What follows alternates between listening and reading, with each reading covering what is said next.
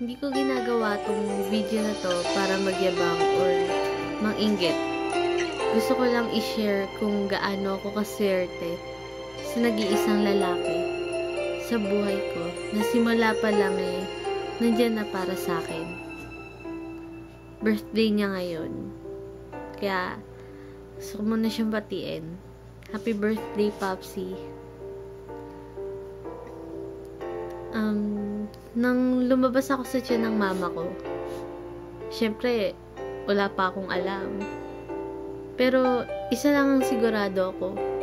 May isang lalaki na nakakita ng replika niya. Syempre, si Popsy yun. Swerte ko sa Popsy ko. Daddy's girl kasi ako kaya sobrang close kami.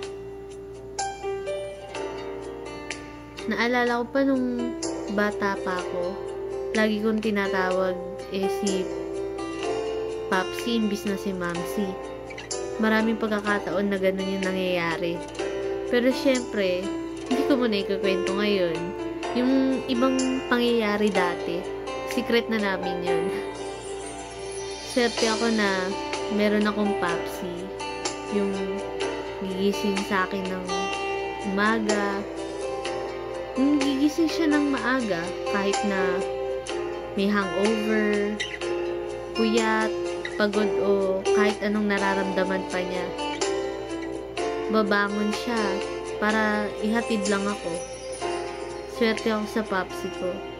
Kasi mabait, mapagmahal, maalaga, sobrang maalaga. Pag kakain kaming dalawa, laging may nakaabang na isang basong tubig para sa akin. Pag wala kaming magawa, hindi ako naiinip. Kasi, kumbaga, para kaming video. We find ways para sumaya. Kakanta kami, magigitara, tapos magbi-video, food trip, o movie marathon. Mahilig magluto kasi Popsy. Kung ano makita niyang ingredients sa kusina, magagawa niya na kung ano-ano yun. Tapos, sa movie naman, nako, napakahilig sa movie. Yung favorite nga niya mga action movies. Especially yung movie ni Fernando po. Kahit mga siguro 100 times na niyang napanood. Yung kahit alam na niya yung mga sinasabi. Tapos yung kung kailan ililipat na, kumbaga yung this 2 na, ulit-ulitin pa rin niya yun with matching emotions pa pag manunood. Tapos si Popsy ko, singer yan, pakagaling kumanta, magaling sumayaw with projection, tas ang galing din mag-acting. Ay, napakagaling umacting yan. Lalo na pagka harap niya si mama, tas nakainom yan. Ang galing umacting yan. Pero joke lang. Pero, syempre, dahil birthday niya ngayon, puro positive lang. Hindi, wala naman akong dapat sabihin na negative. Kasi, Popsy ko, hindi lang sa amin. Magaling yan makisama. Kahit saan mo dali niya, makakabuo yan ng kaibigan. Tapos maaasahan mo yan sa lahat. Sa mga assignments ko, pag-drawing, pag-lettering. Kaya nga, ang swerte ko dyan Kasi,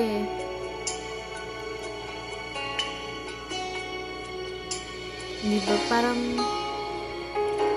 yung iba, wala kang ama. Yung iba,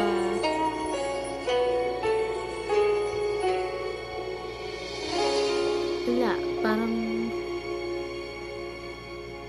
hindi sila close sa father nila. Pero ako, talagang close ako sa father ko. Kaya nga, ngayon, padagdag na padagdag yung age niya. Patanda ka na ng patanda, Popsy. At ako din naman, patanda na din ng patanda. Although, hindi pa ako ganun katanda. Gusto ko lang malaman mo na kahit sa pagtanda mo, pagtanda natin, may mga nagbabago, may mga bagay na dumadagdag, may mga bagay na nawawala. Gusto ko malaman mo na yung relasyon natin bilang bunso mo, tas papsi kita,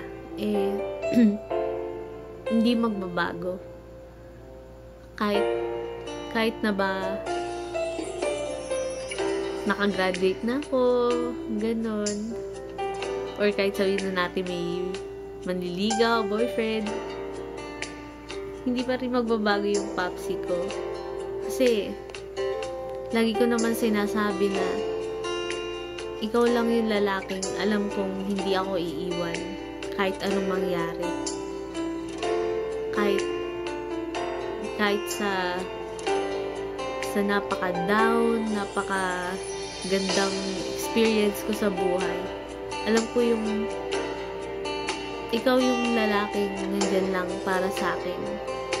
Kaya pangako ko, tutuparin ko muna lahat ng pangarap natin. Syempre, tsaka sundin ko kayo ni mama. Kaya, papa, pag napanood mo na to, huwag kang iiyak masyado dyan. Miss na miss ka na namin dito. Ayun, kahit hindi ka namin kasama sa birthday mo, gusto ko pa rin maramdaman mo na naalala kita. Kasi totoo naman. Ayun. Happy birthday, papa. Naiiyak na ako. Pero, okay lang. Ayun, mag-iingat ka dyan. Miss na miss ka na namin. Pag uwi mo, sobrang magbabanding tayo. Happy birthday ulit, papa. I love you, miss you. Wala katapusan.